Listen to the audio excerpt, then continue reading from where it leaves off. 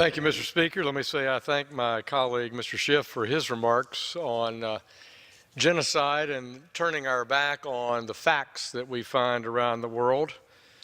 I really appreciate his thoughts, and I want to rise today and talk to my colleagues and the American people about the atrocities in Syria, and call on my colleagues in the Senate to expeditiously vote on a bill authored here in the House by Ranking Member on the Foreign Affairs Committee, Elliot Engel, H.R. 1677, the Caesar Syria Protection Act of 2017.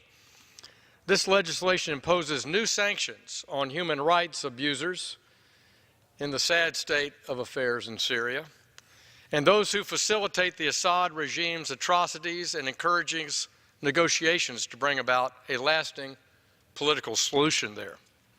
It also authorizes the State Department to support entities that are collecting and preserving the chain of evidence for the eventual prosecution of those who have committed war crimes and crimes against humanity in Syria since March of 2011.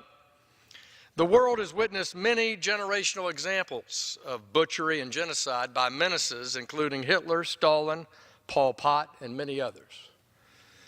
But in the last 7 years, the world has allowed us to recognize a new name for evil and cruelty in this millennium, Bashar al-Assad and his henchmen. For the last 7 years, the world has expressed outrage, yet twiddled their thumbs, while this modern-day Hitler annihilates the civilian population of Syria. Systematically, Leader Assad has savagely directed the bombing, bludgeoning, gassing, electrocution, and torture of his people. Saddam Hussein's use of chemical weapons in the 1980s against Iran appears tame in comparison to the calculated bombing of weaponized chlorine and sarin dropped into children's hospitals, medical facilities, and villages across Syria. I'm grateful that after a little thumb twiddling from the prior administration, that the Trump administration has galvanized our allies against this genocide and has taken action to stop the use of chemical weapons against the Syrian people.